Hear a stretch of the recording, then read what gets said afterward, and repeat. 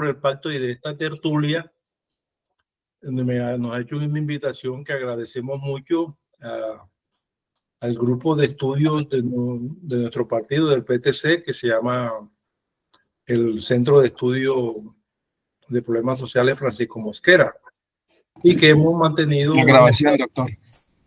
Ya estamos grabando. Gracias.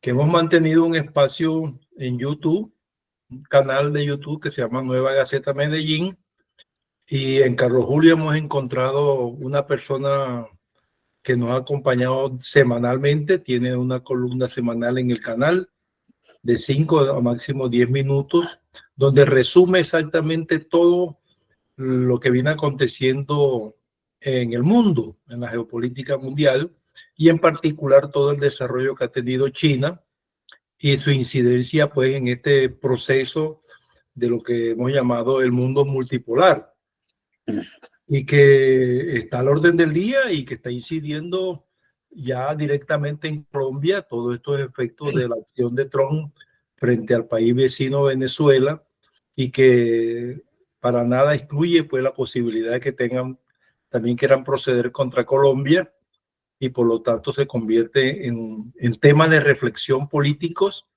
que debemos agitar y asumir posiciones de rechazo a toda esa acción pues armada que viene promoviendo Trump en el Caribe, y convertirlo en un escenario de guerra, y que afortunadamente la reacción de los grupos económicos también importantes como China, la India y todos los BRICS se han manifestado condenando esa acción mal justificada, que entre otras cosas, ¿no? Entonces Carlos Julio es una persona que ha tenido una trayectoria acá social en la ciudad de Medellín, en su labor de tipo sindical, en ANEBRE, en el sindicato de empleados bancarios, fue su presidente, y ha sido una persona que se ha formado con el autocultivo y formalmente en su formación académica, y ha estado apresto a acompañarlo en todas las tertulias que Carlos maneja en la parte laboral, como líder sindical, en la parte económica de lo que es la parte del funcionamiento del Banco de la República, porque allí conoce mucho, en fin, y ahora con todo este tema de la geopolítica mundial, ha estado muy activo, y le agradecemos que haya sido tan deferente con este espacio.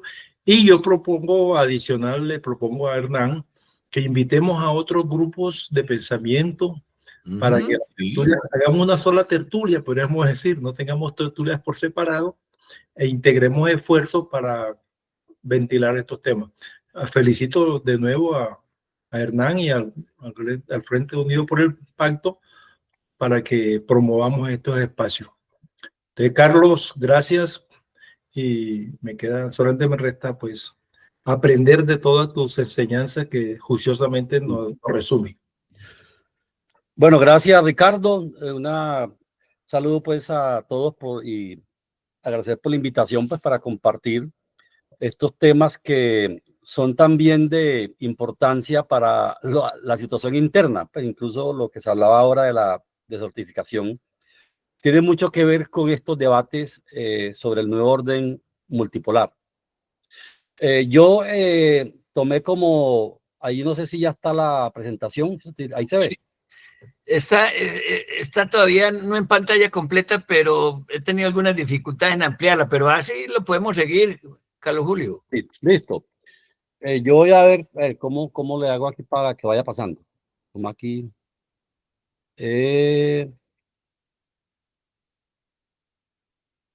Ahí pasa, no.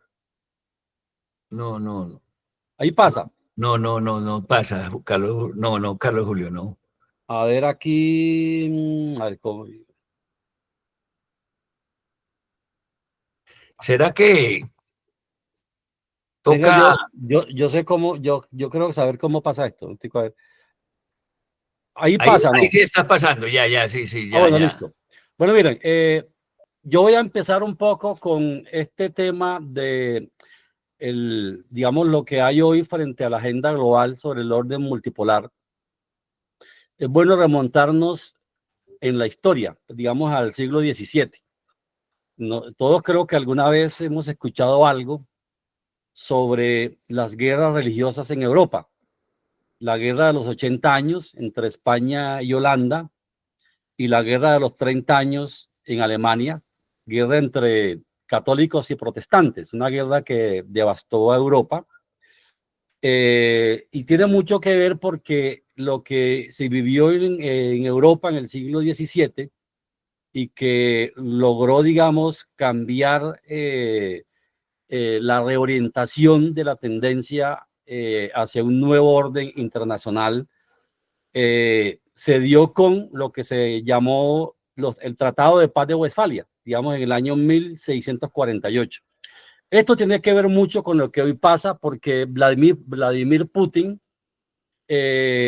ha hecho referencia mucho a este Tratado de Paz de Westfalia. Es bueno que lo conozcamos porque en Europa católicos y protestantes estuvieron en guerras, casi 100 años en guerras, hasta que llegó un momento, digamos, de inspiración, de sensatez, o el Espíritu Santo los iluminó, no sé qué pasó, pero lo cierto es que hubo un momento en donde los líderes políticos de la época dijeron lo siguiente: bueno, si seguimos como vamos a desaparecer como sociedades y como especie humana.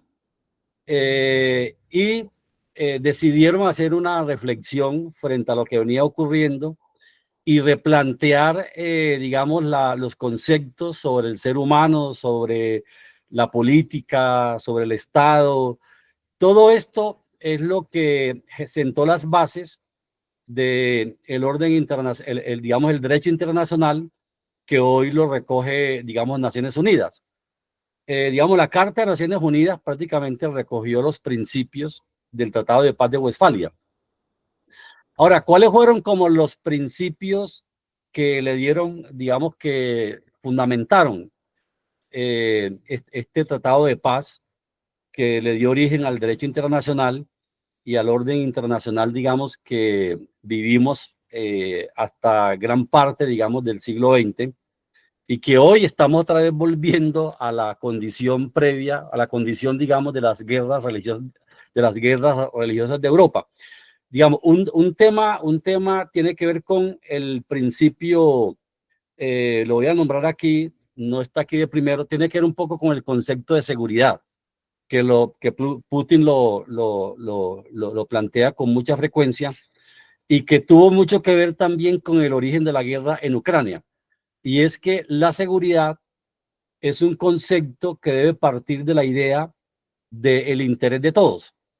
En su momento se entendía que mi seguridad dependía era de imponerle al otro mi criterio sobre la seguridad, que es lo que hizo hoy la OTAN con Rusia. Pero la OTAN considera que la seguridad de Europa y de Occidente depende de expandir la OTAN hacia la frontera rusa. Entonces, desde que se cayó, digamos, el bloque socialista a final de década de los 80, inicio de los 90, uno de los acuerdos que se había hecho entre el liderato ruso de la época, soviético, era que ellos contribuían a que las Alemanias se reunificaran, pero que se daba un compromiso de que la OTAN no se seguía expandiendo hacia las fronteras rusas. Lo cierto es que a él le prometieron que no se iba a expandir ni una pulgada, pero se ha expandido como 30.000 kilómetros.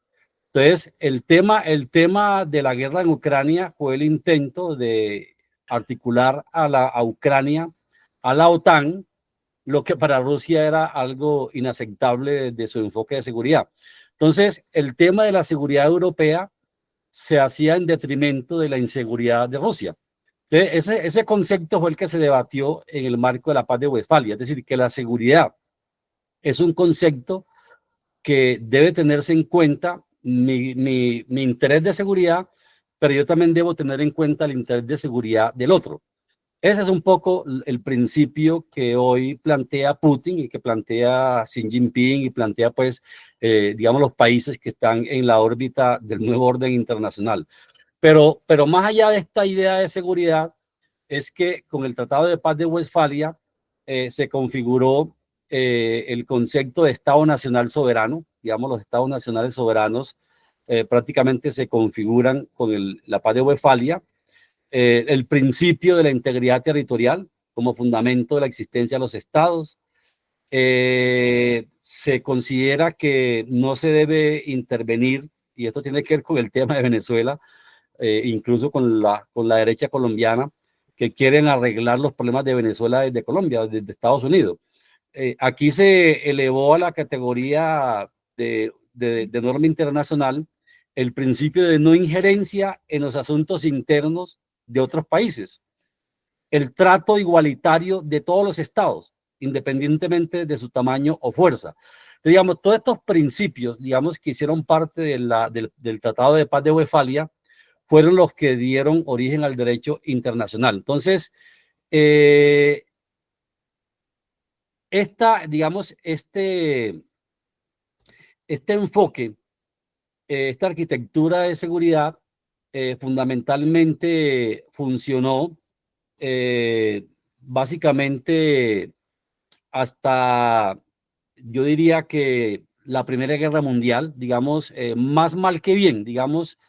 La Paz de Westfalia, digamos, mantuvo un equilibrio de poder en el concierto europeo hasta la Primera Guerra Mundial, más o menos. Es decir, estamos hablando de que es un tema, pues, más o menos, pues no es que era algo perfecto, pero había como un principio de respeto al derecho internacional. Y vamos a mirar que uno de los temas que plantea, digamos, los nuevos procesos organizativos del sur global frente al derecho internacional es restablecer otra vez las Naciones Unidas, que se respete otra vez el principio de no injerencia en los asuntos internos, el tema territorial. Todos estos temas que les mencioné es lo que hoy se está planteando desde la propuesta del mundo multipolar.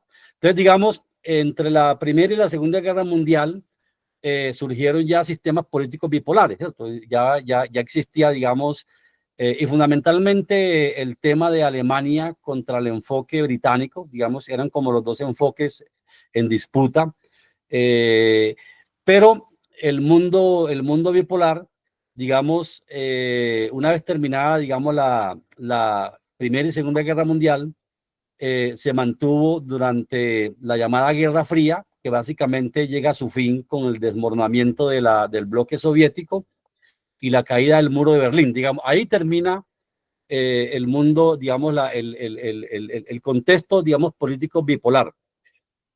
Cuando se desmorona la Unión Soviética y se cae el muro de Berlín, Occidente cantó victoria diciendo que el fin de la historia había llegado a su fin. Incluso un escritor japonés o gringo de origen japonés de apellido Fukuyama escribió un libro que en algún momento lo escuchamos, que lo tituló El fin de la historia, donde dio a entender de que el mundo occidental, digamos el bloque occidental, bajo su enfoque político de democracias liberales, enfoques económicos neoliberales, todo el tema del poder militar unilateral de la OTAN, era el fin de la historia.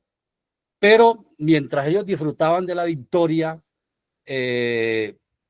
Putin llegó a la presidencia de Rusia en el año 2020 y le dio una transformación fundamental a Rusia. Digamos, Rusia quedó devastado con el desplome económico, tuvo toda una agenda neoliberal, privatizaciones, hambre, alcoholismo, inseguridades. Rusia estaba prácticamente desmoronándose. Prácticamente el proyecto occidental era desmantelar a Rusia, balcanizarlo, volverlo en una cantidad de pequeños estados, entre ellos asociados a intereses étnicos.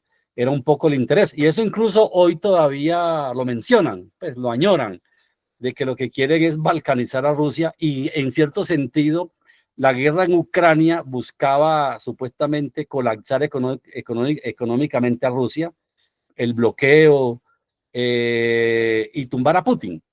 Pero realmente Putin transformó ese país, digamos, lo transformó, recuperó, digamos, el papel del Estado en la economía, recuperó la energía, recuperó la banca, recuperó el gas, recuperó el control, digamos, la banca de fomento, digamos, la banca en Rusia se había privatizado toda y hoy creo que más del 80% es banca estatal, digamos, banca de fomento.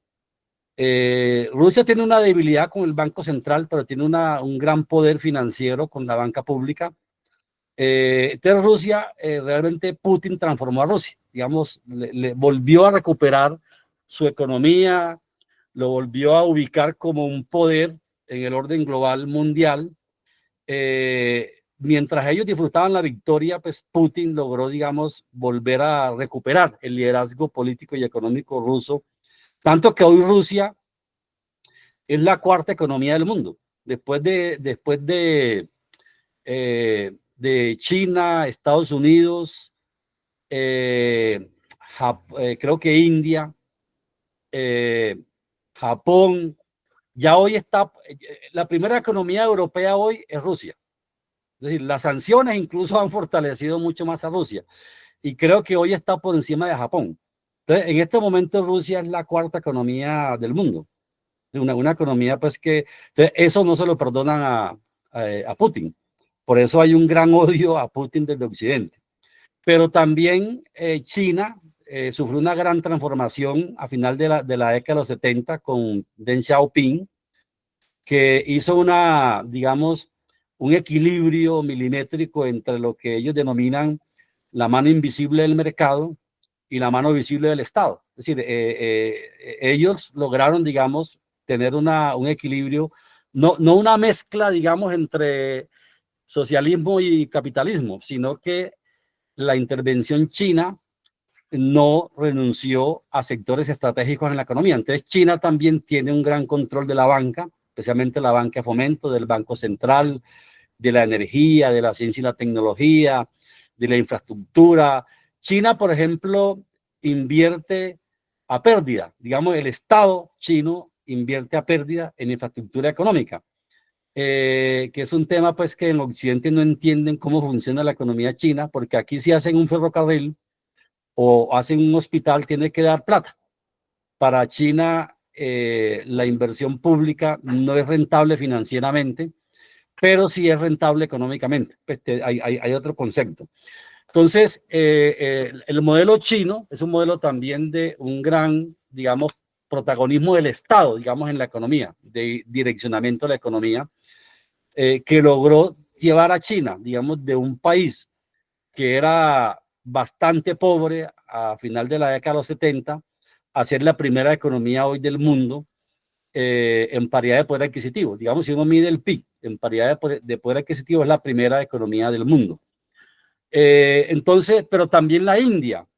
La India también hoy es una potencia global, una economía de mucho poder, especialmente en los temas farmacéuticos, en temas de energía. Entonces, básicamente, estos tres países, Rusia, China e India, y aquí voy a mencionarle algo que previó un gran diplomático ruso de final de la década de los 90, que se llamaba Yevgeny Primakov. Yevgeny Primakov, a final de los 90, cuando se dio cuenta, digamos, de el enfoque occidental de querer destruir a Rusia, de impedir el avance de China y de mantener el orden económico colonial, pues, donde los países del sur seguían siendo proveedores de materias primas a los países del norte, y los países del norte tenían el control, digamos, de la banca global, tenían el control de la ciencia y la tecnología, tenían el control del sistema financiero, el control político en Naciones Unidas. Entonces, realmente, Primakov, en una visita que tuvo a inicios de la década del año 2000, se reunió con la India y también habló con China, y había propuesto que Rusia, India y China crearan un bloque económico y político para contrarrestar el unipolarismo, el unilateralismo occidental en lo político, en lo militar y en lo financiero, pero en su momento India tenía pues una gran conexión con Estados Unidos, lo mismo China, el comercio chino muy centrado en el dólar, el mercado norteamericano. No cayó en buen recibo, digamos, la propuesta de Primakov de lo que él llamó el triángulo de Primakov, que era Rusia, India, China, los RIC. RIC, no olvidemos esa sigla, RIC, los RIC, que 15 años después de la muerte de Primakov murió hace 15 años. De hecho, un gran diplomático ruso del día de hoy, que es Sergei Lavrov, es un alumno, digamos, de Primakov. Entonces, básicamente, el que había previsto, digamos, esa posibilidad de tener como un bloque de contención al expansionismo neocolonial occidental fue Primakov, y lo propuso, digamos, creando ese famoso triángulo de Primakov, que era el bloque RIC. ¿Qué es lo que hoy, digamos, ha promovido de que este ideal, digamos, de construir una alternativa al hegemonismo occidental, colonialista, unipolar, totalmente dictatorial en lo militar, de intervenciones militares, de golpes de Estado, de bombardeos, recordemos Libia, Serbia, Afganistán, Irak, Irán, es decir, todo el enfoque de la doctrina militar occidental, de los ataques preventivos, de las intervenciones para resolver los problemas internos de los países según los criterios que ellos consideran es el adecuado. Entonces, todo eso realmente se fue configurando como algo inaceptable, digamos, para los países, especialmente de los RIC, y a eso se añadió la gran inestabilidad financiera que se fue configurando con el nuevo orden surgido a partir del año 1971, cuando se desmoronó el sistema monetario de Bretton Woods, que se creó en el año 44. Y voy a mostrarles aquí lo siguiente. El sistema de Bretton Woods se creó en el año 44. Todos recordamos que fue un pueblito, pero en Estados Unidos. Pasó la historia porque allí fue la conferencia donde se unieron los países que ganaron la Segunda Guerra. Básicamente, de este sistema hubo algo positivo.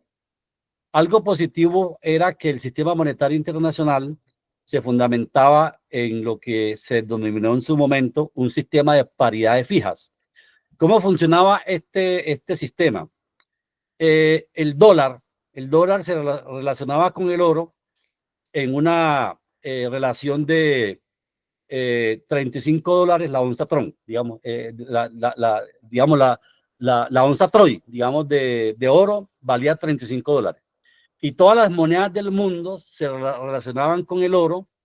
Digamos, la capacidad de las economías definía un valor, una relación. Por decir algo, voy a dar para que se entienda. Supongamos que la libra esterlina se relacionaba con el oro, por decir, 70 libras esterlinas por una onza de oro, y el dólar eran $35 la onza de oro Troy. Entonces, digamos, esa relación hacía que entre el dólar y la libra esterlina hubiera una relación en donde el dólar y la libra se intercambiaban de 2 libras por $1. Entonces, digamos, todas las monedas se relacionaban. Entonces, realmente el sistema monetario de Bretton Woods, de paridades fijas, era un sistema denominado basado en reservas de oro, no era el patrón oro. Lo que le daba, digamos, el papel del oro era de estabilidad en el intercambio monetario. Ese sistema permitió que la inversión productiva fluyera, porque había, digamos, certidumbre en la tasa de cambio.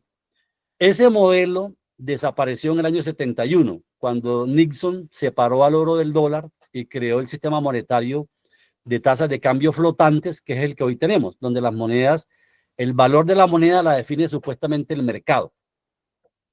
Ahora, ese sistema de tasas de cambio flotantes llevó los flujos monetarios a la órbita especulativa, porque nadie iba a invertir a largo plazo, porque si yo invertía, digamos, en un país, pero había una devaluación, la inversión que yo hacía perdía valor. Entonces, la especulación fue lo que ganó predominio frente a la inversión productiva.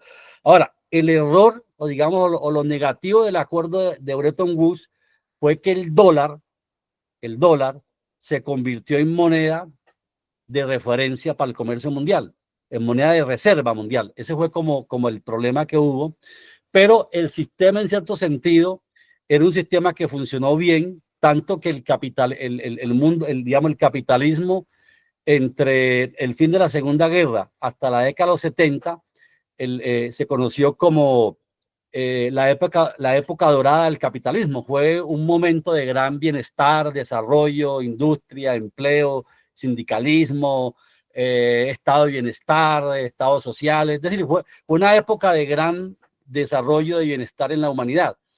Ese modelo empezó a desmoronarse cuando se estableció el sistema de paridades fijas, que llevó a crear una burbuja especulativa que hoy llega a casi 2.000 billones de dólares, que se los voy a mostrar ahora.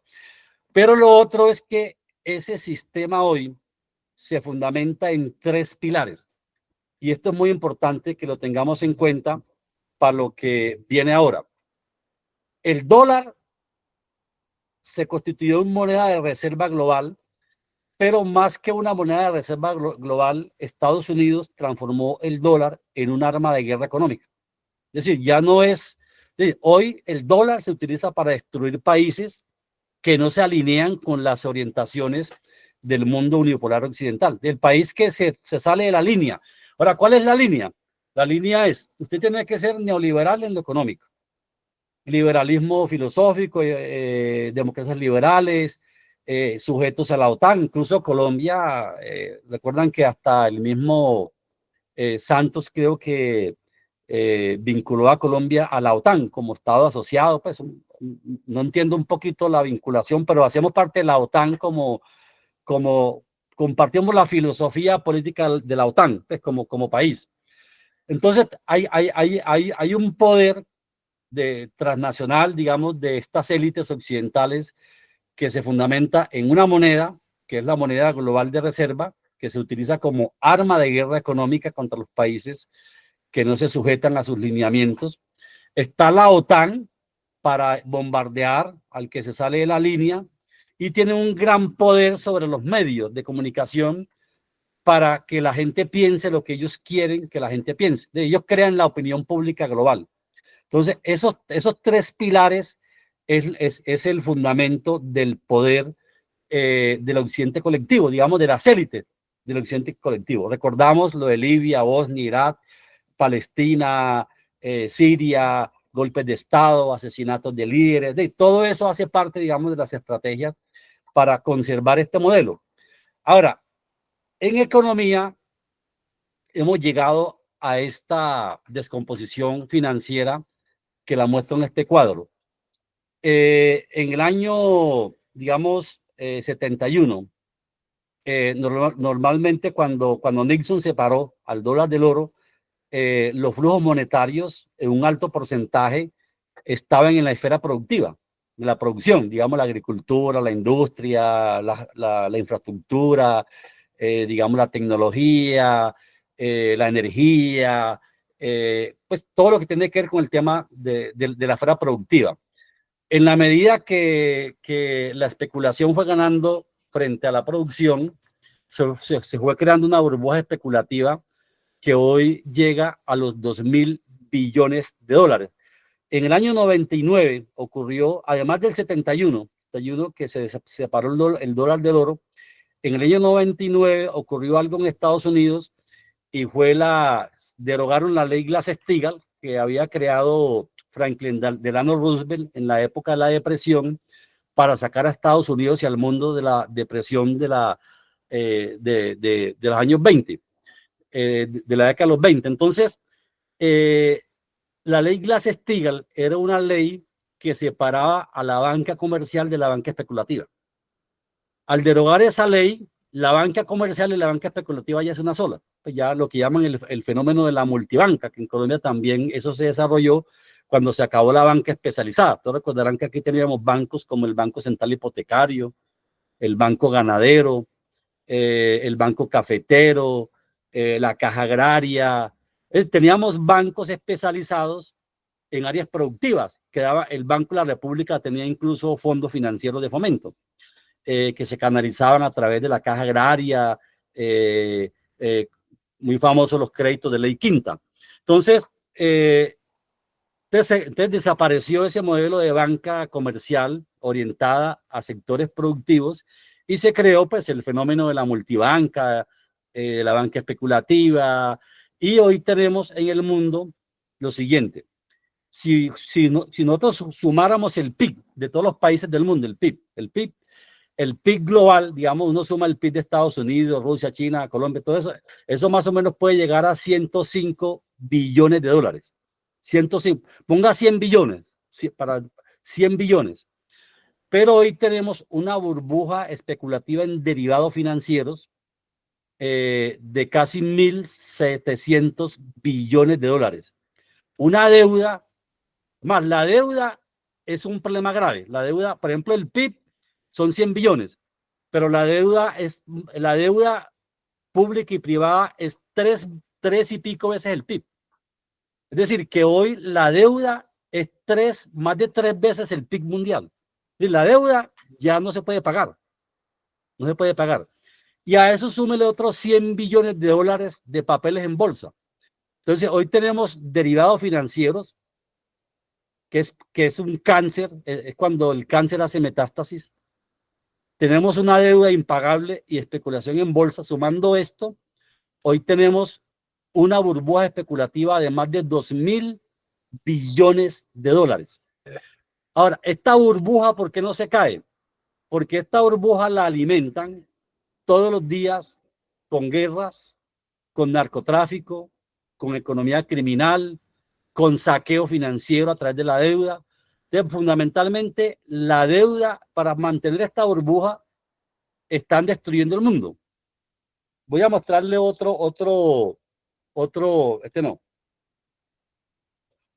este. Con la crisis del 2008, recuerden que hubo una crisis en el 2008 con el mercado hipotecario de los Estados Unidos que colapsó gran parte del sistema financiero. Los bancos centrales. Perdón, Carlos Julio, se te fue la presentación. Ah, se fue. ¿Qué pasó? Ya regresó, ya. Bueno, mira. Ahí también, ya estamos bien, ya estamos bien. Ahí dice emisión cuantitativa o no, dice. Emisión cuantitativa global. Sí, miren, entonces lo que le quiero mostrar es, en el año 2008, cuando todo el colapso pues, del hipotecario que hubo en los Estados Unidos, que también impactó el mundo, los bancos centrales, aquí están los colores. Estados Unidos hizo emisiones primarias, lo que llaman emisiones cuantitativas, que es emisión de billetes para préstamos al sector financiero para tratar de subsanar el colapso del momento. El Banco Central Europeo, Japón, Reino Unido, Suiza. Si ustedes observan aquí, desde el año 2007 al 2021, las emisiones superaron los 27 billones de dólares. Emisiones. Ahora, de esta plata, ni un peso fue a la economía productiva. Todo fue a la burbuja, ni un peso. Digamos, las emisiones primarias de los bancos centrales fue para alimentar la burbuja. Alimentar la burbuja. ¿Qué se proyecta del 25 hacia el año 2030? En Estados Unidos prácticamente se ha creado una ley que legaliza las criptomonedas. Allá la llaman la stable coins. Lo que se proyecta es que la burbuja especulativa se va a sostener con criptomonedas. Cuando se legaliza, digamos, la creación de monedas por agentes privados, lo que estamos es volviendo al medioevo, donde la banca privada era la que creaba la moneda de curso legal, no el Estado. En estos momentos hay una tendencia para quitarle al Estado la facultad de emisión de moneda y entregársela otra vez a los bancos privados, a los agentes privados, que era lo que existía en el medioevo. Entonces, en este momento las criptomonedas son monedas digitales que emiten particulares que nadie conoce. Pues nadie sabe quién emite esas monedas. Todos recordarán lo que pasó con Milei, que invitó a la gente a invertir en unas criptomonedas y al otro día le robaron toda la plata y nadie responde porque uno no sabe quién es el que se roba la plata. Si el Banco Central pues tumba a la gente, pues uno sabe quién es, a quién le reclama, al Banco República, a la Reserva Federal, pero el tema es que vamos de un cáncer terminal a aplicarle la eutanasia al paciente, digamos, con el tema de las criptomonedas.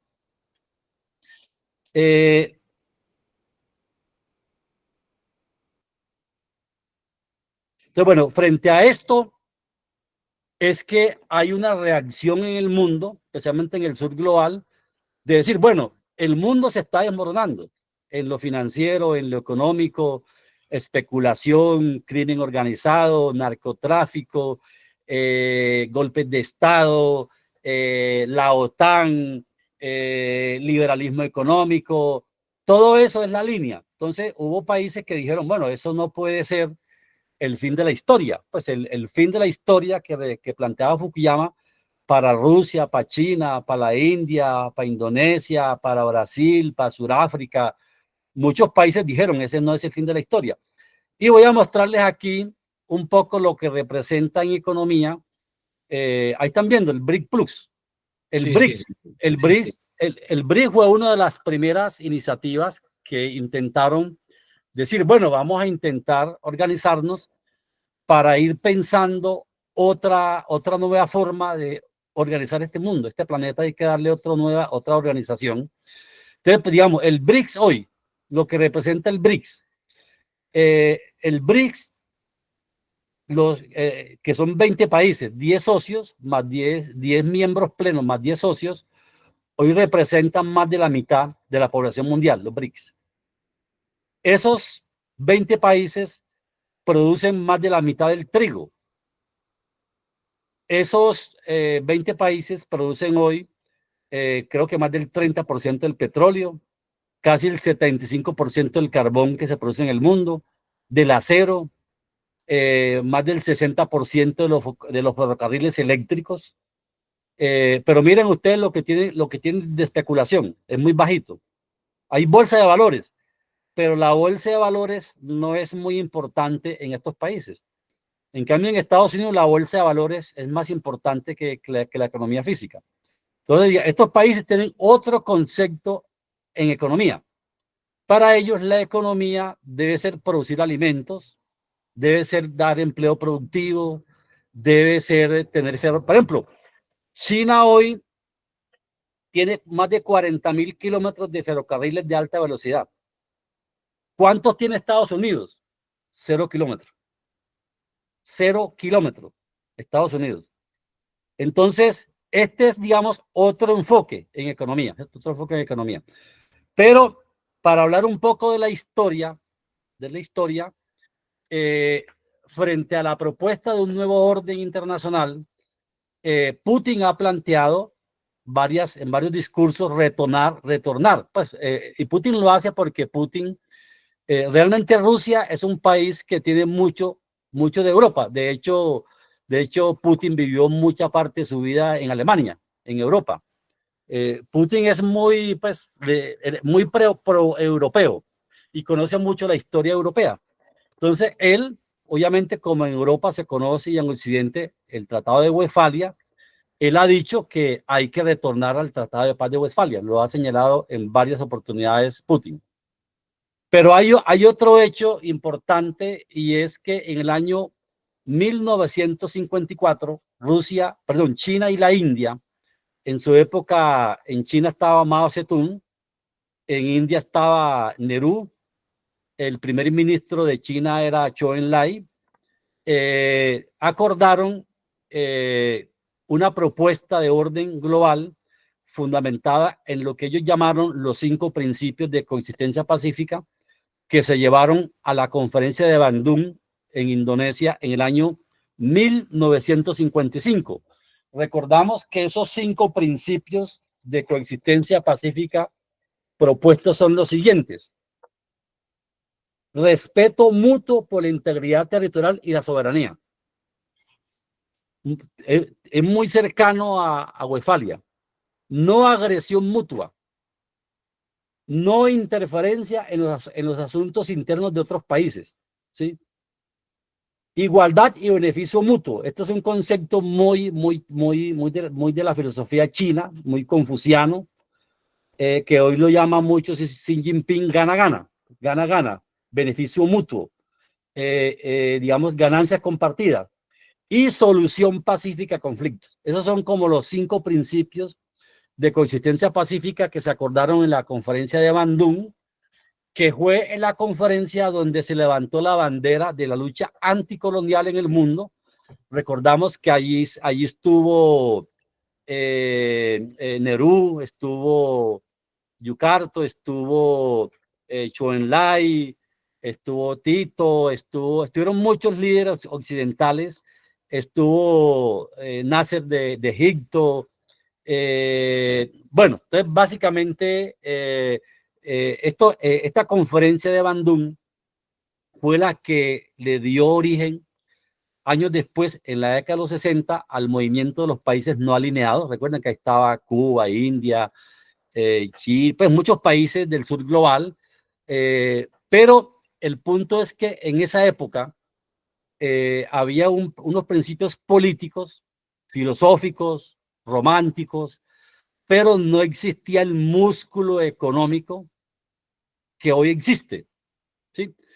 Ese músculo económico hoy se está expresando en los BRICS, en la Franja y la Ruta, en la ASEAN, que es la Asociación del Sudeste Asiático, en la Organización de Cooperación de Shanghái, en la CELAC, que hoy preside Petro, en la Unión Económica Euroasiática y en la Unión Africana. Digamos, si uno mira, los países del sur global se han integrado en procesos económicos, políticos, diplomáticos, científicos, de cooperación sur-sur, que hoy hace posible que los principios filosóficos de Bandung, del movimiento de no alineados, sean posible llevarlo a la práctica, porque hay un país que le dio músculo económico que no existía en la época, que es China. El ascenso de China es lo que permitió, y el ascenso de Rusia y de China, digamos la recuperación de Rusia y el ascenso de China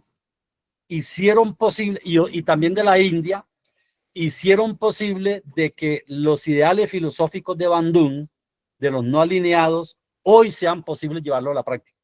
Entonces, que eso es lo que estamos hoy viviendo. Entonces, digamos, la propuesta, digamos, de un nuevo orden multipolar tiene que ver con que hoy China y Rusia y la India hicieron posible que lo que era un ideal político sin músculo económico se llevara, digamos, se pueda llevar a la práctica. Voy a mostrarles aquí, digamos, bueno, aquí están los principios de Westfalia que yo se los mencioné ahora, que se llevaron a la, digamos, en la Carta de Naciones Unidas se incorporó respeto a la soberanía nacional de los estados. Eso hace parte de la Carta de Naciones Unidas. Igualdad jurídica de todos los estados, independientemente de su tamaño, forma de gobierno. No intervención en los asuntos internos de otros países. Resolución pacífica de conflictos. También China, pues, fue fundadora de Naciones Unidas, y los 5 principios de coexistencia pacífica también reforzaron estas ideas de Westfalia, que coinciden. Ahora, lo que hizo Naciones Unidas fue, pues, ampliar lo de Westfalia, lo de los 5 principios de coexistencia pacífica de China y la India, con el tema de los derechos humanos, la paz, la seguridad internacional. Hubo una complementariedad, pero el ADN, el núcleo, la almendra estuvo en Westfalia y en los 5 principios de coexistencia pacífica. En la conferencia recientemente, la cumbre de Shanghái, de la OCS, de la Organización de Cooperación de Shanghái, Xi Jinping lanzó una propuesta que la llamó Iniciativa de Gobernanza Global y habla de 5 principios. Primero, adherirnos a la igualdad soberana.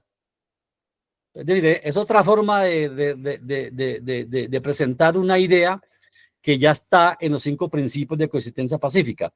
Acatar el Estado del derecho internacional. Hoy los que están defendiendo a Naciones Unidas son Rusia, India, China, el BRICS, la cooperación de Shanghái. El sur global son los que están defendiendo hoy la recuperación de Naciones Unidas. Estados Unidos y Europa quieren acabar a Naciones Unidas. Incluso hoy le están poniendo hasta problemas de visas para que la gente pueda entrar a Nueva York a la conferencia de Naciones Unidas.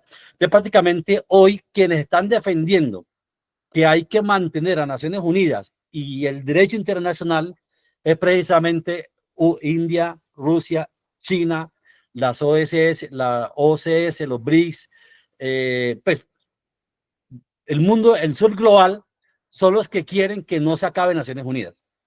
Tercero, el multilateralismo, es decir, el mundo multipolar. Un enfoque centrado en las personas, aunque la traducción, es una traducción que hicieron del chino, pero lo que planteó aquí Xi Jinping es un enfoque centrado en el pueblo. Es un concepto mucho más político que persona. De que el orden internacional debe estar al servicio del pueblo, de su desarrollo, de su bienestar. Y quinto, centrarnos en medidas, de que hay que tener un plan de acción, pasar del discurso a la acción. Esto que se propone no es retórica, es transformar la realidad con estas ideas. Y eso es lo que está haciendo hoy China, Rusia, India, Brasil, Sudáfrica, Indonesia y los países que están en este bloque alternativo.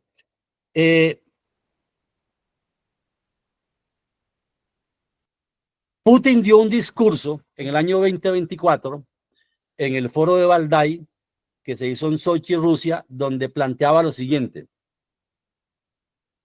El orden internacional, según Putin, debía eliminar las barreras artificiales para la cooperación global, es decir, es un rechazo al tema de los aranceles de Trump, marco legal internacional que respete la diversidad cultural. El mundo es diverso, diversas culturas, diversas cosmogonías, diversos sistemas políticos. Esa diversidad cultural, política, hay que respetarla.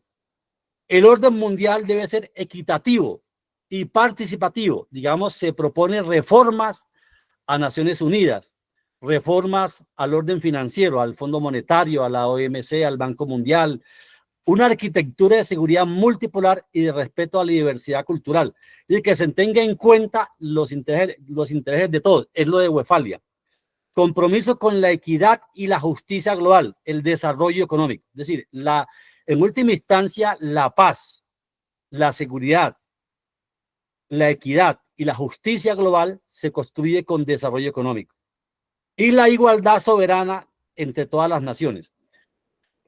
Putin en esa conferencia dio un discurso muy bonito, muy poético, que yo voy aquí a sacar un párrafo de su texto, porque más allá del orden multipolar, lo que plantea Putin, Xi Jinping, Modi de India, es que el nuevo orden multipolar debe ser multipolar y polifónico. Porque si el mundo se queda en lo multipolar, tiene riesgos de confrontaciones. Entonces, mira lo que dice Putin. Abre comillas. El auge de naciones y culturas que por una u otra razón se han mantenido al margen de la política global significa que sus propias ideas distintivas sobre el derecho y la justicia desempeñan un papel cada vez más importante. Son diversas. Es decir, está hablando aquí de que el hegemonismo occidental de una sola visión cosmogónica, cultural, política, ha dominado el mundo. Y la diversidad cultural lo diverso y la riqueza cultural y política del mundo ha sido marginada por el orden unipolar occidental. Entonces dice Putin, esto puede, esto puede dar la impresión de discordia y quizás de cacofonía, pero es solo la fase inicial. Es decir, Putin dice, esa diversidad cultural hoy cobra protagonismo y debe ser reconocida. Entonces dice él, esto puede dar la impresión de discordia y quizás cacofonía, pero es solo la fase inicial. Estoy profundamente convencido de que el único nuevo sistema internacional posible es uno que abarque la polifonía, donde muchos tonos y muchos temas musicales se combinen para formar armonía. Es decir, la polifonía, ¿qué es? La polifonía es un diálogo de instrumentos musicales, de voces, en donde hay un diálogo de instrumentos, de voces, en torno a una idea musical que se desarrolla de manera armónica y que al oído humano es estéticamente perfecto. Es decir, lo diverso dialoga, digamos, una orquesta sinfónica cuando tocan una pieza de Bach, de Beethoven, lo que hace es que hay diálogos de muchos instrumentos, debates de muchos instrumentos que dialogan en torno a una idea y hay una armonía en el diálogo que desarrolla una idea musical que es estéticamente bella y ennoblece el alma humana. Entonces, lo que plantea aquí Putin es que la diversidad cultural, política, cosmogónica que hay en el mundo debe dialogar en una polifonía donde esa polifonía de una armonía en torno a propósitos comunes. Entonces dice él, si se quiere, avanzamos hacia un sistema mundial polifónico en lugar de policéntrico. Policéntrico es el mundo multipolar. Es decir, es lo que está diciendo aquí. Lo multipolar no es tampoco algo ideal. Lo multipolar requiere que haga tránsito a un mundo polifónico. Entonces, si se quiere, avanzamos hacia un sistema mundial polifónico en lugar de policéntrico. Uno en el que todas las voces se escuchen y lo más importante, sean absolutamente escuchadas. Quienes están acostumbrados a lo solo, es decir, los músicos que cantan solos, una pieza musical, de quienes están acostumbrados a los solos y desean que siga siendo así, tendrán que acostumbrarse a las nuevas partituras. Es decir, que el mundo multipolar hacia lo polifónico es inatajable. Es decir, que los que crean que van a seguir con una partitura como solistas van a tener que aceptar que llegó un mundo polifónico de muchas voces, muchas culturas, en diálogos y debates, digamos, que contribuyan a buscar propósitos comunes. Entonces yo creo que lo que plantea el concepto de multipolar, que es un concepto muy arraigado en el discurso político mundial, no es lo que hoy se proponen en última instancia Putin, Xi Jinping, el BRICS, la OCS, sino un mundo polifónico. Es decir, y el mejor ejemplo es, digamos, una orquesta sinfónica cuando interpreta una pieza musical de Beethoven o de Mozart o de Juan Sebastián Bach. Aquí está, digamos, ese modelo, digamos, de polifonía, de culturas. Y aquí están, digamos, los países, perdón. Bueno, ese nuevo orden multipolar y polifónico está hoy desarrollándose con el BRICS, la Organización de Cooperación de Shanghái, la OCS, que se creó en el año 2001, la Unión Económica Euroasiática, que ahí está Rusia, los países de la vieja órbita soviética, son como 5 países que están allí, la Asociación de Naciones del Sudeste Asiático, la ASEAN, que básicamente son los países como Vietnam, Laos, Indonesia, pues los países del sudeste asiático, la Comunidad de Estados Latinoamericanos, CELAC, y la Unión Africana. Entonces, digamos, estos procesos, digamos, del sur global están entre ellos comunicándose, están dialogando entre ellos, hay coordinación. Pero quería terminar con esto. Hubo 3 hechos recientes que son importantes en esta transición hasta ese nuevo orden multipolar y polifónico, y es, primero, la cumbre del 25, la cumbre 25 de la Organización de Cooperación de Shanghái, que tenía como lema promover el espíritu de Shanghái, SCO en movimiento. Es decir, la conferencia, la cumbre de la Organización de Cooperación de Shanghái, que se hizo en la ciudad de Tianjin, en China, el 31 de agosto y el 1 de septiembre, fundamentalmente planteó varias cosas. Hay 2 claves en la OCS. Una clave es el desarrollo económico como fundamento de la paz y la seguridad, el desarrollo económico. Y lo segundo, el diálogo para tramitar conflictos. Digamos, esos son como las 2 herramientas fundamentales. La llave maestra, la filosofía central es el desarrollo como fundamento de la paz.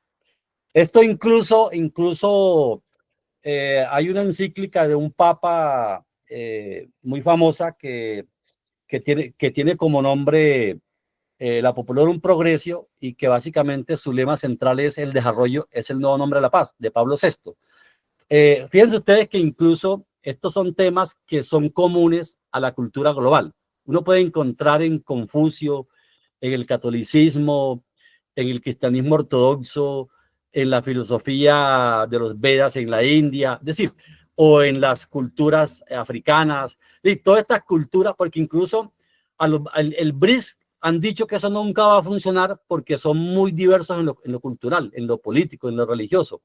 Pero antes, lo que dice Putin es que esa es su fortaleza, siempre y cuando se sepa tramitar en torno a esa diversidad un propósito común. Que eso también lo ha construido China con un principio confuciano, que es el de construir una comunidad global de futuro compartido para la humanidad.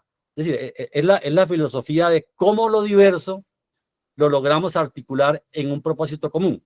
Entonces, para darle unos datos de la OCS, es el 40% de la población mundial y el 25% del PIB mundial. Pero si uno suma la OCS con los BRICS, es el 75% de la población mundial. En este momento es la mayoría global. En este momento, BRICS y OCS. Y entre BRICS y OCS hay un denominador común, que yo lo mencioné ahora, que son los RICS, que es el triángulo de Primakov. Rusia, India y China son el núcleo, digamos, el soporte fundamental de la OCS y de los BRICS. Y entre BRICS y OCS hay un diálogo común, un diálogo interno entre ellos en propósitos comunes. Entonces, para hablar de la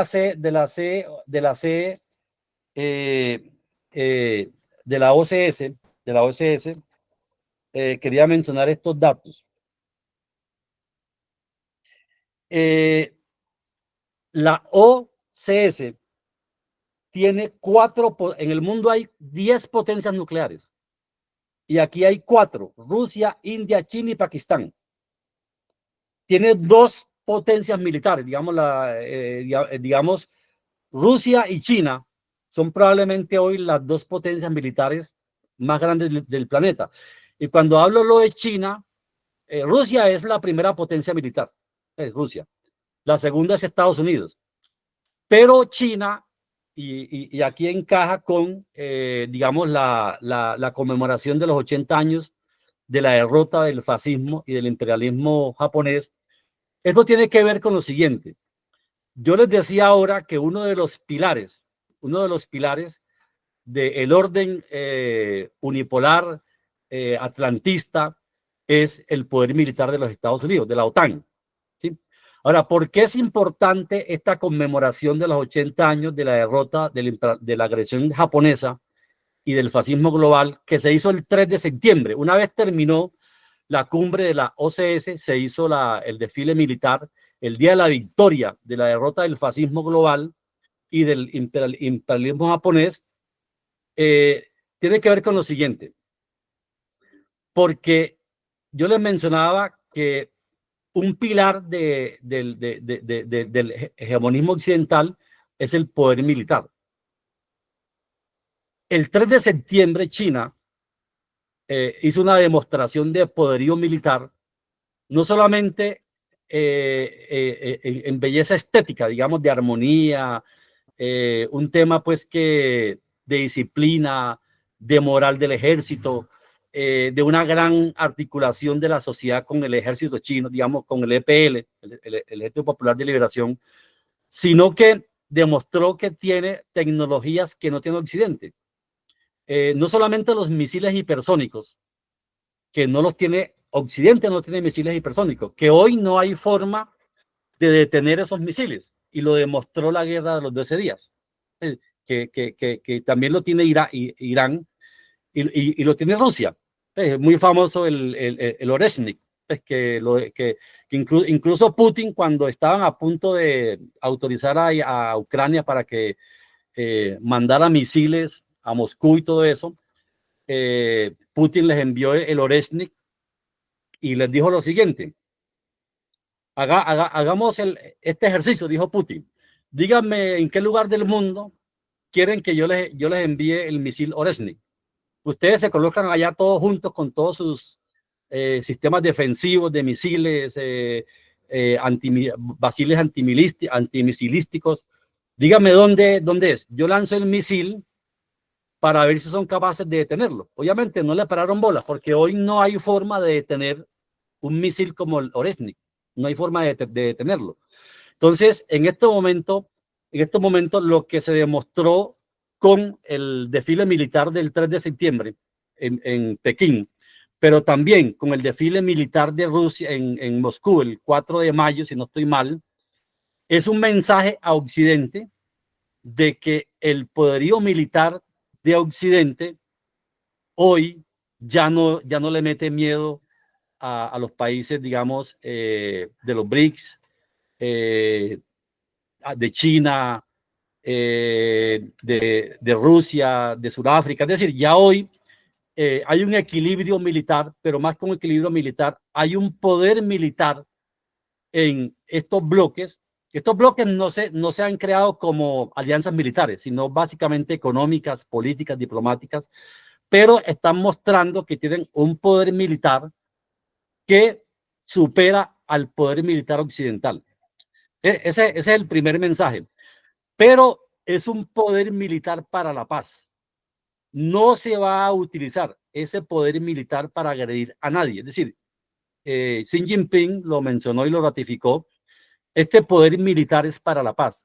Nos hemos fortalecido militarmente porque hay amenazas permanentes de agresión a China, de estar promoviendo bloques militares contra China en el mar meridional de China, amenazas con el tema de Taiwán.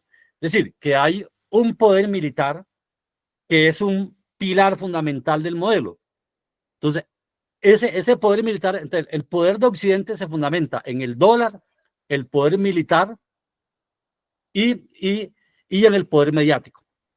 Entonces, digamos, el poder económico digamos, están superando en economía, digamos, a Occidente. En el otro pilar, ya hoy ese bloque lo ha superado, pero nunca China ni Rusia van a usar su poder militar para agredir a nadie. Lo van a usar como mecanismo defensivo. Es decir, si son atacados, van a responder al ataque, pero no es un ejército para hacer agresiones ni intervenciones militares en ningún país del mundo. Eso es lo primero. Y lo otro que quería mencionar es que el invitado de honor el 3 de septiembre en Pekín, en la conmemoración del 80 aniversario de la derrota del fascismo global y del imperialismo japonés, fue Vladimir Putin. ¿Esto qué significa? Que Rusia y China tienen una alianza histórica como socios estratégicos que fueron triunfadores en la Segunda Guerra Mundial. Entonces también tiene otro mensaje, porque en Occidente han hecho una revisión de la historia. Esto también, lo que hizo Rusia el 4 de mayo y China el 3 de septiembre en Pekín, es también para atacar al revisionismo histórico que está reescribiendo la historia de la Segunda Guerra Mundial. La Segunda Guerra Mundial la ganó Rusia y China, no la ganó Estados Unidos, ni Europa, ni el Reino Unido. La ganó Rusia y China. Rusia fue el que derrotó al ejército nazi con, digamos, el 80% de las bajas del ejército nazi la hizo Rusia. Digamos, el ejército rojo fue quien derrotó a los nazis.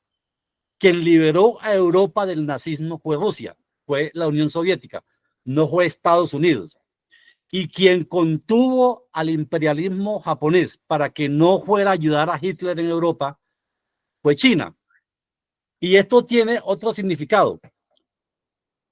Rusia, digamos, es cierto que hubo 6 millones de muertos de judíos en campos de concentración, pues que eso es muy doloroso. Pero a Rusia, a la Unión Soviética, a Rusia, le costó 27 millones de muertos, la mayoría civiles. 27 millones de muertos puso Rusia para derrotar a Hitler. Y 35 millones de muertos puso China para derrotar al imperialismo japonés y contener la expansión, digamos, de ese imperialismo para contenerlo en Oriente. Entonces lo que tampoco pueden ellos permitir es que se invisibilice y se borre de la historia el gran sacrificio que hizo Rusia y China para que Occidente disfrute de una libertad que hoy tiene y no la agradece. Entonces, estas conmemoraciones tienen como propósito impedir que se reescriba la historia de la Segunda Guerra Mundial.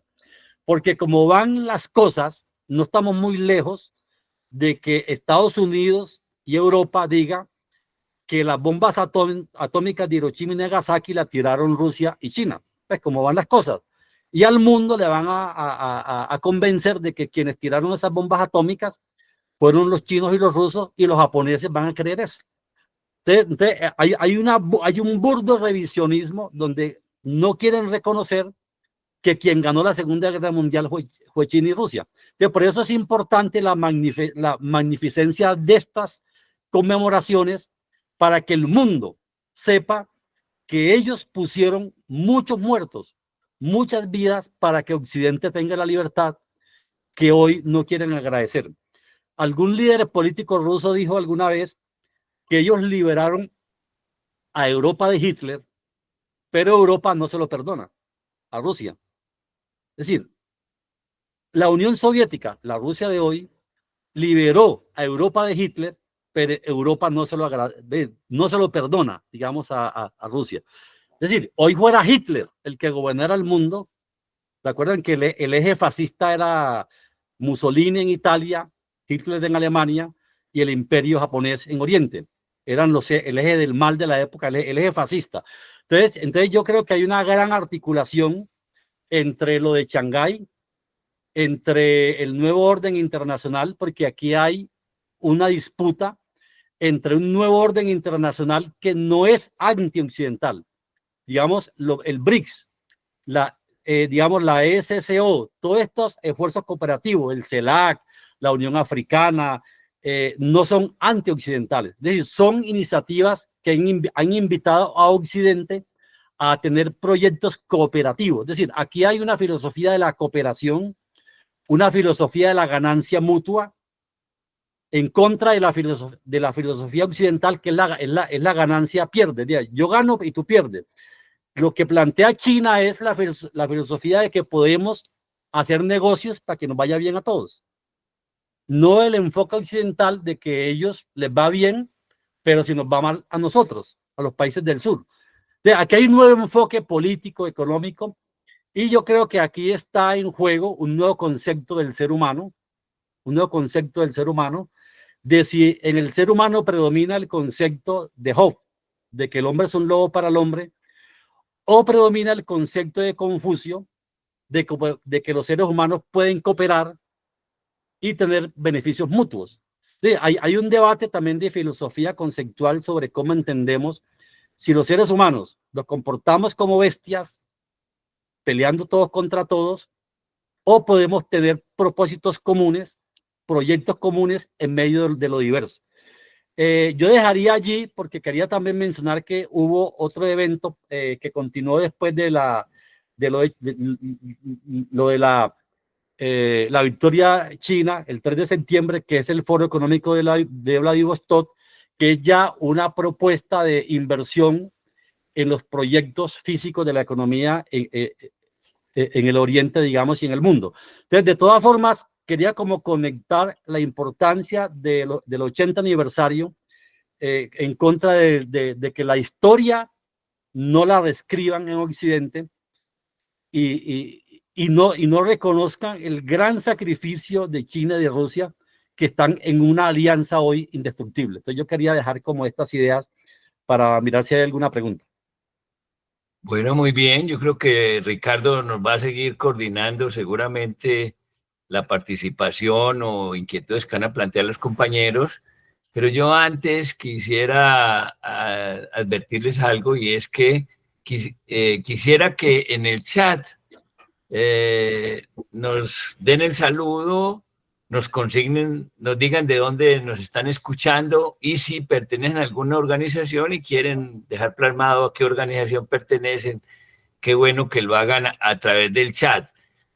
Bueno, Ricardo, y que nos estás colaborando en la presentación de Carlos Julio, en una charla maravillosa. Ahora haré mis comentarios o mis inquietudes. Ricardo. Hombre, gracias, ¿no? Creo que usted ha venido moderando y liderando este proceso y soy aquí un entrometido. No, simplemente para ratificar pues los agradecimientos a Carlos.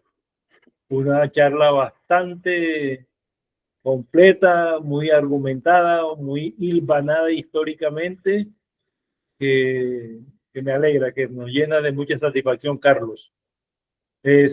No, abrimos el espacio para que las personas que están conectadas formulen inquietudes, comentarios y que nos animemos a mantener unos espacios de esta naturaleza que son muy necesarios, que tenemos personajes dedicados al análisis. Quiero también aprovechar antes de dar la palabra, es que para mañana precisamente desde la Facultad de Ciencias Humanas y Económicas nos han compartido una invitación a las 10 de la mañana sobre un tema importantísimo que es el tema de la ruralidad y la alimentación, los antítesis del neoliberalismo. Esa es también un escenario que también vale la pena que lo integremos. Lo coordina el profesor Guillermo Amaya y está el profesor Edgar Ramírez, que también coordina un espacio de reflexión sobre problemas sociales acá en Antioquia. Y también recomiendo, porque se ha mencionado y reiteradamente por parte de Carlos, la reunión de la OCS, la cooperación de Shanghái. El profesor Javier Sánchez precisamente hizo un resumen en el canal de YouTube de Nueva Gaceta sobre el tema. Está disponible, es resumido, pero orienta rápidamente sobre lo que fue esa porque en la prensa occidental no hicieron cubrimiento de la cumbre. Así fue. Entonces, no damos la palabra para que arranquemos con Hernán, que se habla. No, sino que quiero leer del chat el mensaje del compañero Carlos Mario Monroy.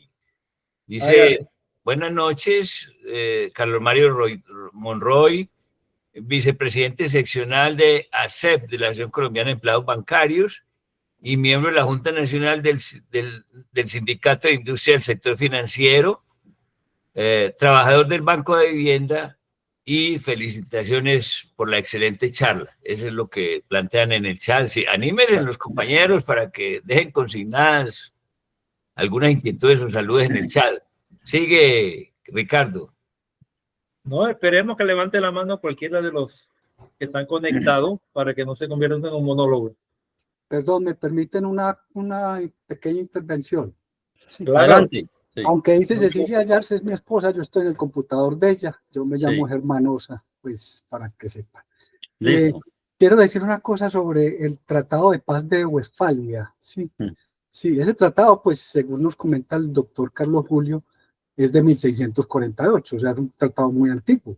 Sí, tiene más de 3 siglos. Sí, ese tratado tenía unas propuestas que incluso fueron ratificadas con la creación de las Naciones Unidas, ¿sí? Pero es extraño que precisamente se ratifiquen por las Naciones Unidas, ¿sí? Cuando fueron creadas las Naciones Unidas en 1940 y pico. 44, ¿sí? Fueron creadas las Naciones Unidas. Yo diría una cosa, es que ese tratado de Westfalia como que nunca se cumplió, porque Estados Unidos, para colonizar el territorio que hoy en día tiene, se inventó la doctrina Monroe, pero se inventó otra doctrina que fue peor, y es peor todavía que la que funda muchas cosas hoy en día, que es el destino manifiesto. ¿Sí? Basados en el destino manifiesto, rompieron con todo el tratado. Pero es que eso fue en el siglo XVIII, ¿sí? Ni siquiera en el XIX, fue en el siglo XVIII, ¿sí? Entonces, yo quería comentar eso, es que ese tratado de Westfalia prácticamente nunca ha podido aplicarse. Y hoy en día también tenemos muchas dificultades que se aplique la Carta de las Naciones Unidas, porque se está incumpliendo con todo, con una cosa que es fundamental, Occidente fundamentalmente se ha preocupado por romper con casi todos los propósitos de la Carta de las Naciones Unidas derivadas del Tratado de Westfalia, ¿cierto? Sí, derivadas de todo eso. Y es Occidente el que se ha intentado. ¿Qué hay detrás de todo eso? Sí, la intención de continuar con el poder monopólico, con ser hegemónicos, que Occidente tenga su hegemonía y tenga Estados Unidos la hegemonía sobre el mundo, ¿sí? O sea que los propósitos que está teniendo China, los BRIC y la organización de Shanghái y los africanos y la CELAC y todos los propósitos, son propósitos que tienen una espera, vienen avanzando y son propósitos que son a los que tenemos que apostar los progresistas, ¿sí? A los que debemos apostar, ¿sí? Sí, porque es romper con toda esa estructura hegemónica que Estados Unidos ha querido tener durante tanto tiempo y que nos tiene a todos los países del sur, ¿sí? Del sur del mundo, nos tiene muertos, pues nos tiene en unas situaciones muy complicadas. Sí, eso era lo que, bueno, y a China también, sí. Pues es que en todo caso, hay que buscar que algún día sea las Naciones Unidas con su carta, seguramente reestructurándola, la Nación Unida que sea el gran poder del mundo, que sea el gran partido político del mundo. ¿Sí? Ojalá a eso podamos llegar. Es que hoy curiosamente los que están defendiendo abiertamente a Naciones Unidas es China, Rusia, India, la OCS, el BRICS, son los que, abiertamente, que hay que defender a Naciones Unidas, que hay que recuperar el derecho internacional, porque es que los países occidentales, yo comparto de que el Tratado de Westfalia, y lo dije, no se cumplió a plenitud, obviamente tenía sus altibajos, pero más o menos era un referente que ya hoy lo botaron a la basura, porque es que Naciones Unidas, pues mal que bien funcionaba, pero ya hoy la botaron a la basura. En Naciones Unidas hoy incluso el derecho internacional no existe, pues para Estados Unidos no existe. Además, Israel, incluso el primer ministro de Comercio de Israel llegó a decir hace por ahí un mes, escuché una intervención que hizo que decía que el derecho internacional era para el resto del mundo, menos para ellos, porque ellos eran el pueblo elegido por Dios. Entonces, que eso no les aplicaba a ellos. Entonces, el derecho internacional hoy no existe. Y lo que están intentando que exista es, curiosamente, Rusia, China, India, la OCS, los BRICS, lo que están intentando porque es que son dos debates. El debate entre la geopolítica, que es el concepto de Hobbes, pues que un estado prospera si saquea al otro, si le roba, si lo interviene, si lo bombardea, si le roba los recursos. Ese es un poco el enfoque de la geopolítica. En cambio, lo que plantea el otro enfoque es no a la geopolítica, sino a la geoeconomía.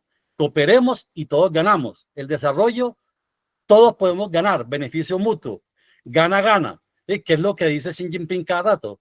Es posible, porque en Occidente el enfoque es gana-pierde.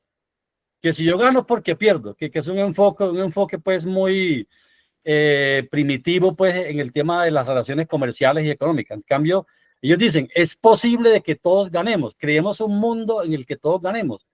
Somos diversos, sí, pero en la diversidad hay puntos de encuentro de todas las filosofías. De todas las filosofías y cosmogonías puede haber puntos de encuentro. Entonces el tema es que eso es un poco lo que hoy se intenta construir. Yo creo que ese es un tema que es muy hermoso, porque eso es lo que nos demuestra es que puede haber un diálogo de culturas, digamos, del confucianismo, del cristianismo, de las tradiciones védicas, de las culturas africanas. Es decir, es posible que podamos encontrar en medio de la diversidad un diálogo que nos construya a todos. Es decir, eso es un poco lo que se plantea hoy con estos nuevos enfoques. Ok, Carlos. Aquí tres personas han manifestado pues, interés de intervenir. Primero, Ricardo, ¿ahí te das cuenta quién es? ¿Está ese atento en la pantalla? ¿Está Jorge Mejía? Está primero Cristian David. Ah, bueno. Después Jorge Mejía y después Edgar Londoño. Bueno, muy bien, muy bien. Respetemos ese orden. Bueno, sí. Cristian, por favor. Cristian David. ¿O sería que Cristian nos dejó un saludo? No. Jorge Mejía ha levantado la mano. Jorge Mejía. No, ya, ahí está Cristian. No le voy a leer el mensaje de Cristian. Ya se conectó. ¿Ya está Cristian? Sí. Cristian David, por favor. Cristian. O parece que no. Él parece que nos dejó un saludo, Ricardo. Bueno, dice Cristian David, buenas noches, compañeros, fraternal saludo. Ese es lo que nos deja Cristian David Orozco, Colombia Humana, Medellín. Vas a darle la palabra a quién, a Jorge, y luego leo un texto que nos deja Edgar León Londoño. Ok, y después viene Edgar Londoño también. Bueno, yo voy a leer el texto que nos deja Edgar. O debemos que intervenga Jorge. Jorge, por favor. Y seguramente gracias. Gabriel Jaime. Jorge, por favor. Bueno, no, muchas gracias. Excelente la participación, el aporte, la intervención de Carlos Julio. Muy documentada, con muchas referencias históricas, económicas, que para el tema pues que nos convocó hoy. Yo voy a hacer una observación sin tanta calidad y sin tanto soporte técnico, digámoslo de esa manera, y más bien de pronto desde lo efectivo, lo sentimental. Yo he aprendido en estos últimos años que un modelo económico, o para mí el modelo económico referente es el de las economías de bienestar, por la combinación, digámoslo así, de sus logros políticos y sociales, dado que son economías que han logrado resolver en gran medida las necesidades básicas, las necesidades fundamentales de su población, sin sacrificar derechos políticos. Y eso último es lo que me cohibe un poco para saludar en su integridad la intervención de Carlos Julio. Yo tengo una diferencia, o hago una diferenciación entre China y Rusia, simpatizando un poco más con China por los logros, por la seriedad de ese proceso, por la contundencia en sus desarrollos y en sus logros. En cambio, lo de Rusia, lo de Putin todavía no lo digiero, pues yo no hago esa similitud de Rusia y China, porque creo que el sistema ruso es un sistema capitalista, pues es un sistema que poco se diferencia, me parece a mí, del sistema norteamericano en cuanto a la voracidad del capital, del sistema, las posturas imperiales que vemos en el norte de América también se encuentran ejercidas por parte del mandatario ruso, y a diferencia de China. Entonces, por eso decía al comienzo que es una observación no tan documentada ni tan soportada, pero Sí, sí. pero quería simplemente mencionar que para mí Rusia no es un modelo a seguir, Rusia no es el ejemplo a buscar, no es el horizonte soñado. De pronto dejaría como inquietud final si los beneficios, los logros, las conquistas tan extraordinarias de China son posibles, cómo son posibles lograrlas entre nosotros, sacrificando condiciones políticas en aras de logros económicos y sociales. Es como la inquietud que yo dejaría, pues hasta donde nosotros, que tenemos una cultura, que venimos de una cultura muy distinta a la asiática, etcétera, estamos dispuestos a sacrificar esas condiciones políticas en aras de esos beneficios económicos y sociales. Muchas gracias y renuevo mi felicitación a la intervención de Carlos Julio, también la de Germán, muy interesante, y gracias a Hombre Nacho por la invitación. Bueno, muy bien, Jorge. Bueno, sí, léete lo que nos dejó Edgar Londoño y le damos paso a Gabriel Jaime, que levantó la mano. Ah, bueno, sí. Bueno, Dice buenas noches. Edgar León Londoño. Dice Edgar León Londoño Montoya, miembro de la Nación Pijao del Tolima y defensor de los derechos indígenas en el Cauca y Colombia. Cofundador del Movimiento Indígena del Cauca, la Organización Indígena Nacional ONIC, cofundador de la Alianza Social Indígena, su primer veedor y presidente nacional de la Alianza Social Indígena. Actualmente vinculado al movimiento Nación Pijao del Tolima para la defensa de sus derechos y reside entre Ibagué y Medellín. Muy bien, muy bien. Muchas gracias, Edgar. Listo, ahora sí, maestro Gabriel Jaime Urrego. Gabriel Jaime Urrego, nuestro candidato a la Cámara por Colombia Humana. Bueno, inclusive buenas noches a todos nuevamente.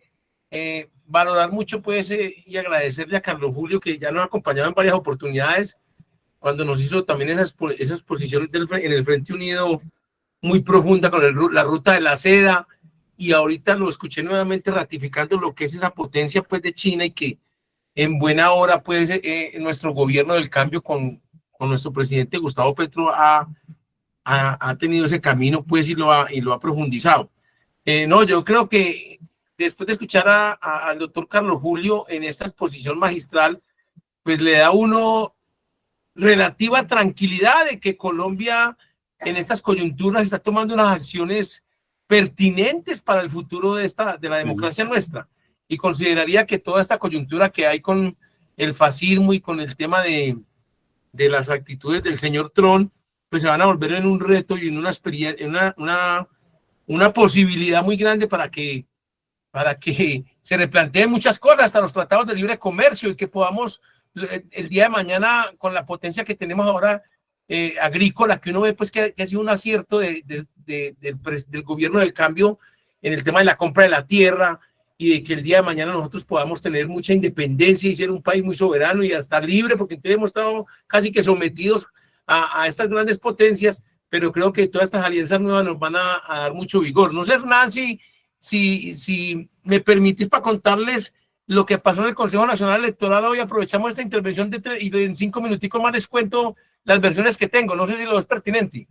Yo creo que Gabriel, vamos a darle a las dos compañeros que están tomando la palabra y además es muy interesante para nosotros saber eso, qué fue lo que pasó en el Consejo Nacional Electoral. Pero Edgar, Ricardo, Edgar levantó la mano luego de haber leído el saludo de él. Le damos la palabra. Sí, claro, con mucho gusto, claro. Edgar, adelante, Edgar. Muchas gracias. En primer lugar, mis agradecimientos a Hernán Gaviria, quien me invitó a este foro. Yo desde hace muchos años, pues, primero, ante todo, agradecer la conferencia del doctor Julio Díaz. Y me parece que es fundamental su exposición, especialmente cuando se habla de que el mundo tiene que considerarse antes que como un mundo multipolar, un mundo multiétnico, público y cultural, que es precisamente una de las características que hemos venido impulsando en el movimiento indígena en Colombia. Eso ha sido fundamental y significa que todos vamos a tener que volver a aprender la historia a partir de ahora. Pues, definitivamente la historia que nos enseña en los colegios es una historia de nombres y de sitios donde no hay un análisis conceptual sobre lo que significan cada uno de los pasos de la historia, no solamente de Colombia, sino universal. Y lo que indica el doctor Julio Díaz es precisamente eso, es decir, reconocer que quienes ganaron la Segunda Guerra Mundial fueron China y Rusia, por ejemplo. Eso es reescribir la historia. Entonces, agradezco mucho entre todo eso. Segundo, decirles que pues aunque no soy economista, por lo tanto no voy a intervenir en estos campos tan importantes. Agradecer a todos y decir que estoy para colaborar, especialmente en el Frente Unido por el Pacto, colaborando aportando con mis pequeñas formas de ayudar en ello. Muchas gracias. Gracias, Edgar.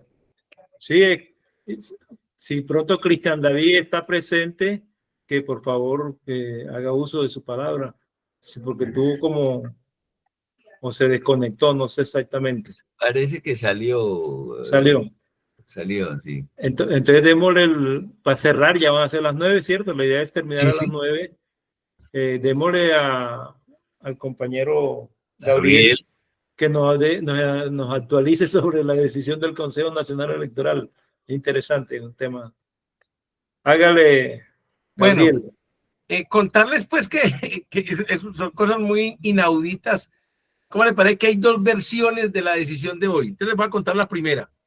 La primera es que el Consejo Nacional Electoral reconoce personería jurídica al pacto histórico, condicionado a que se terminen los procesos que tienen pendientes sancionatorios las fuerzas políticas Polo, UP y Partido Comunista. O sea, dejan por fuera la Colombia Humana, hasta tanto tampoco resuelva pues un condicionamiento que tiene pues de asambleario, que lo pone en unas condiciones pues difíciles, ¿cierto? Entonces la primera versión que sale, que principiando la tarde, es esa, ¿cierto?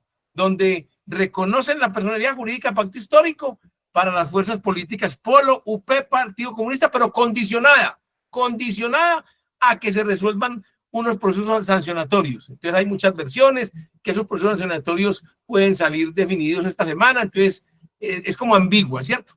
Oiga, pues, y posteriormente a eso sale otro pronunciamiento del Consejo Nacional Electoral, que hay un consenso, óigase bien, un consenso en reconocer la personalidad pacto histórico sin Colombia Humana, pero da 15 días para que estas fuerzas que tienen la autorización del Consejo Nacional Electoral abran la inscripción, o sea, entreguen la plataforma de afiliados para que se afilien al pacto histórico.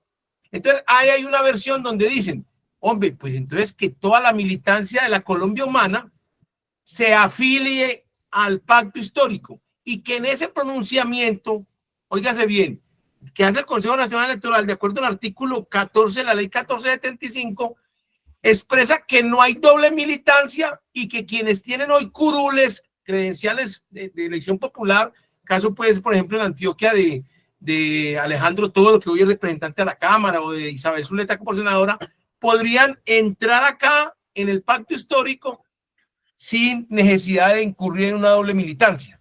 Entonces, se abren estos dos escenarios, pero no se sabe cuál es la versión final, cómo les parece estas ambigüedades de la democracia. Entonces, hasta que no salga eso formalmente, en los próximos días hay dos versiones, y hay otra que habla, que la hemos hablado mucho con Ricardo Torres y con por ahí un compañero que tiene el micrófono abierto, ¿cierto? Ah, Gerardo, que acaba de ingresar, Gerardo. Buenas noches, Gerardo. No, acabo de ingresar, no, está toda la noche. Ah, bueno, Gerardo, lo que pasa es que no tengo el control de todos los participantes, Gerardo, perdóname, Gerardo. Las dos cosas que Gabriel dice son ciertas, porque era lo que había dicho Guillermo Mejía en la conferencia que nos dio la otra vez en el hotel. Sí. Ya. La Colombia Humana y los otros dos partidos que no los aceptan dentro del pacto desaparecen. Y la gente, los militantes de esos tres partidos, se podrán inscribir en el pacto histórico sin ningún problema. Esa es la realidad. Eso resuelve más de un problema. A mí me parece que la Colombia Humana, con los problemas que tiene, la mejor solución es que toda la militancia se adhiera al pacto histórico. Pero entonces, ese orden de idea, Gerardo, entonces habrá que esperar la formalización de las resoluciones del CNE, porque nos explicaba ahorita un ex magistrado del Consejo Nacional Electoral, el doctor Luis Guillermo, casualmente como, oiga, como tocayo del finado Guillermo Mejía, que ya no nos acompaña, diciendo que es muy típico del Consejo Nacional Electoral que hace una sesión, acuerda algo, pero en la transcripción de las resoluciones cambian las resoluciones y hasta tanto no es que las cambia, sino que yo entiendo es que la complementó. Ah, bueno, pero que es muy típico. Lo uno es complementario de lo otro, lo uno es aclaratorio de lo otro, porque la pregunta de la gente era, ¿y entonces yo qué hago? Bueno, ya le están diciendo la gente qué puede hacer. La otra versión para Gabriel y Gerardo. Sí. Permítanme una pregunta y el procedimiento para la afiliación masiva al pacto histórico, ¿cómo es? La norma, si es que existe norma, ¿qué plantea? Porque es que hasta ahora entiendo que hay más de 70.000 afiliados y supuestamente la decisión de pasar al pacto histórico lo tomaron 1.200 personas. Y lo mismo ocurriría con la afiliación masiva al pacto histórico. ¿Cómo es el procedimiento? Lo tienen que hacer con tecnología, no hay otra forma. Inclusive el pronunciamiento que sale hoy del Consejo Nacional Electoral lo dice de manera taxativa. Ahorita no lo leyeron. Le da 15 días para que el movimiento Nuevo Pacto Histórico coloque la plataforma a disposición y registre la nueva militancia. Al final del día también genera otra opción, y es en caso de que haya ambigüedades, que haya una coalición de las fuerzas que puedan presentar, porque como acá no se logró el 15% de la votación, estamos como en un 12%, podría haber una coalición también y ir en un escenario hipotético a consultas internas de manera independiente. O sea, iría el POL consulta interna 26, también la UP y la Colombia Humana. O sea que hay 4 escenarios posibles que podrían llegar a concurrir para lo que viene. Entonces, esperemos que al viernes salgan firmadas las resoluciones, a ver cuál es la realidad jurídica. Pero creo que en todos los escenarios tendremos como participación sin que se haya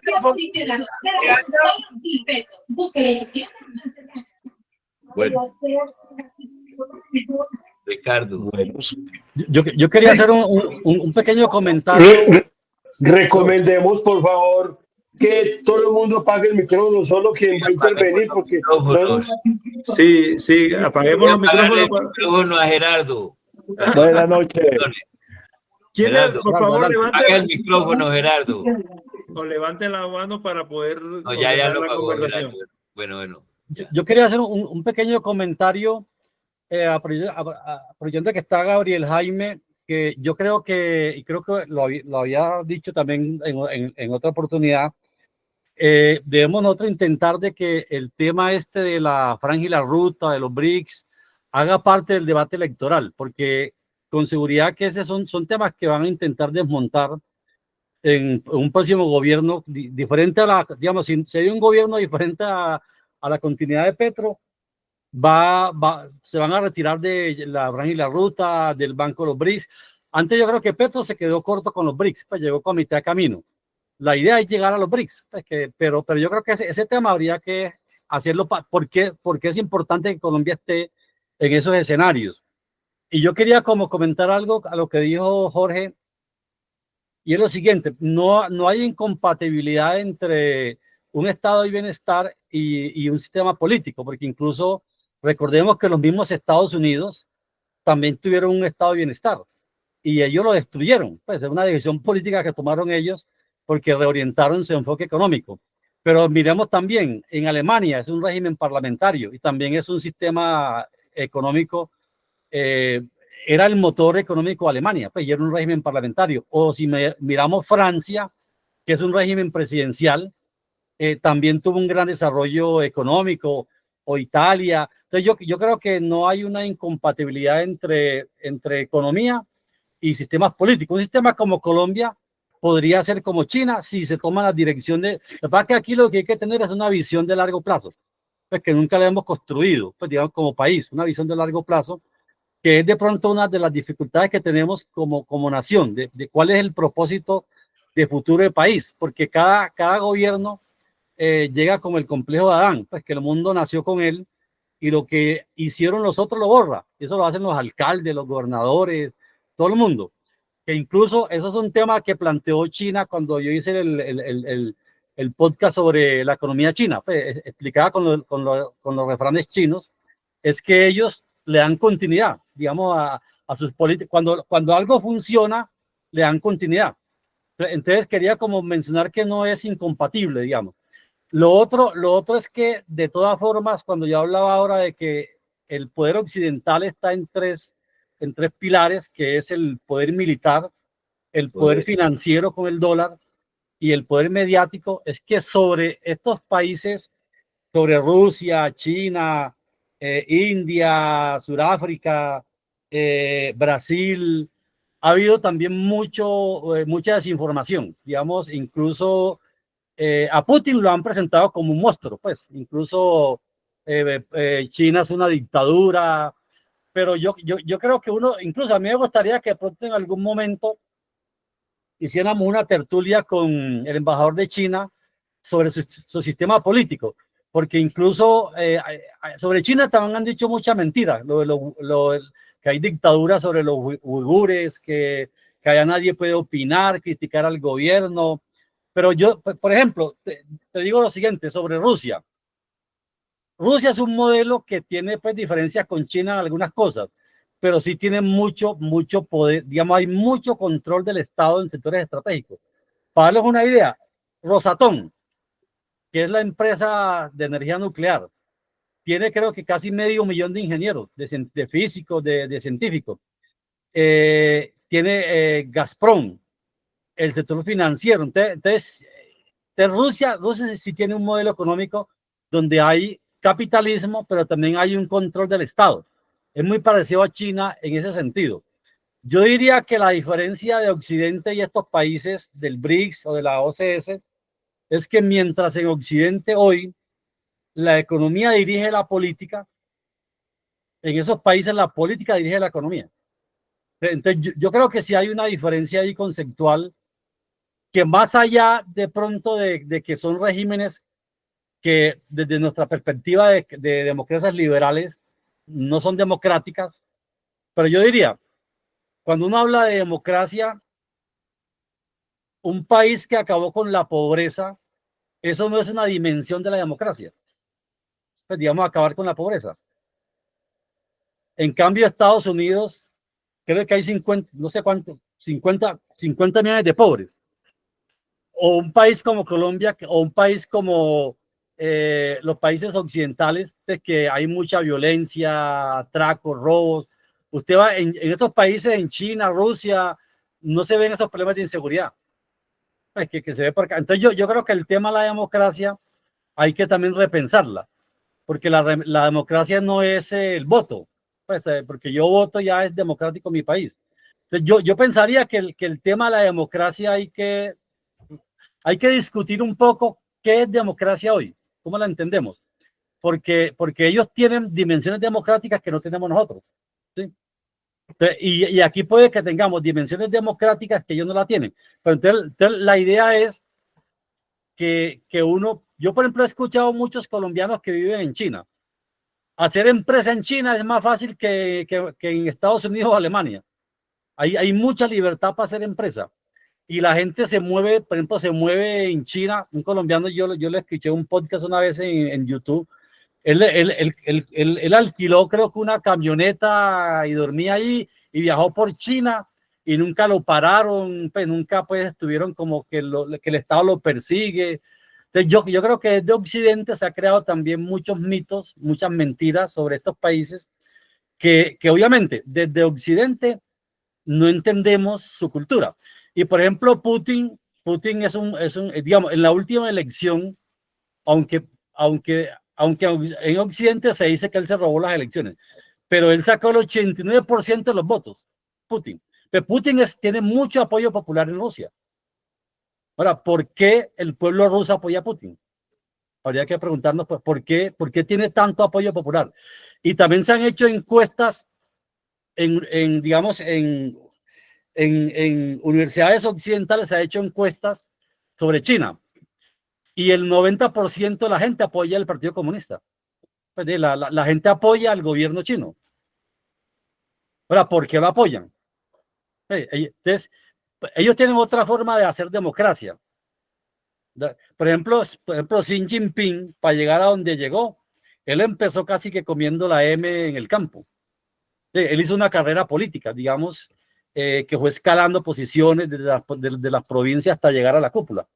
Entonces yo creo que también es bueno de pronto, sin muchos prejuicios, acercarnos a esas culturas y entender sus sistemas políticos, por qué funcionan así, ¿cierto? Si uno le pregunta a un chino, él dice que su sistema es democrático. Pues esa es la democracia para ellos.